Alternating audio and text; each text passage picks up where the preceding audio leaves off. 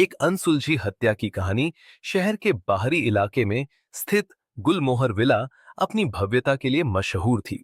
यह हवेली शहर के जाने माने बिजनेसमैन विवेक मल्होत्रा की थी। एक दिन सुबह सुबह उनकी नौकरानी सरला ने जब घर में कदम रखा तो उसकी चीखों से पूरा मोहल्ला गूंज उठा। विवेक मल्होत्रा की लाश उनके कमरे में पड़ी थी। खून से लथपथ शरीर, टूटी हुई खिड़की और बिखरी हुई चीजें ये साफ दिखा रहे थे कि यह कोई सामान्य मौत नहीं थी, बल्कि हत्या थी। पुलिस तुरंत मौके पर पहुंची। इंस्पेक्टर अजय ठाकुर को यह केस सौंपा गया। उन्होंने सबसे पहले नौकरानी सरला से पूछताछ की। सरला ने बताया कि जब वह आई तो दरवाजा अंदर से बंद था। जब खिड़की से झांका तो विवेक साहब फर्श पर गिरे हुए थे। संदिग्धों की सूची में सबसे पहले नाम आया आया रिया मल्होत्रा का, जो विवेक की पत्नी थी। पुलिस को पता चला कि विवेक और रिया के बीच अक्सर झगड़े होते थे।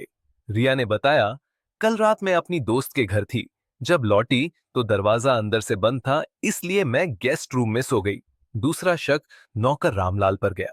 रामलाल पिछले 10 सालों से मल्होत्रा परिवार के साथ काम कर रहा था। पुलिस ने जब उसे बुलाया तो वह बेहद घबराया हुआ था। जब उससे पूछा गया कि हत्या वाली रात वह कहां था, तो उसने जवाब दिया, मैं रात 10 बजे के बाद अपने कमरे में सोने चला गया था।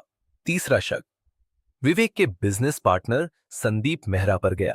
हाल ही में दोनों के बीच किसी डील को लेकर भारी बहस हुई थी। जब संदीप से पूछा गया तो उसने गुस्से में कहा, हाँ, हमारा झगड़ा हुआ था, लेकिन मैंने उसे नहीं मारा। जांच आगे बढ़ी तो पुलिस को विवेक के कमरे से एक लाल रंग की बालियों का टुकड़ा मिला, जो किसी महिला की थी।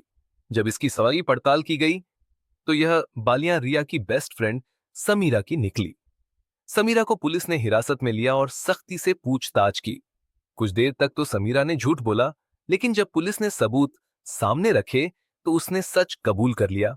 उसने बताया, रिया और विवेक के रिश्ते बहुत खराब थे।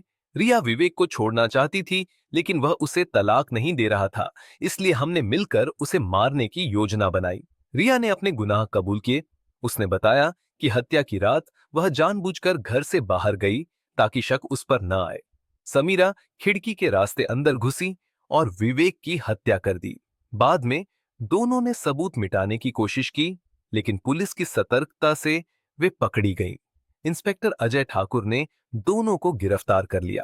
एक सुनियोजित हत्या का राज खुल चुका था और गुलमोहर विला की डरावनी रात हमेशा के लिए इतिहास बन गई।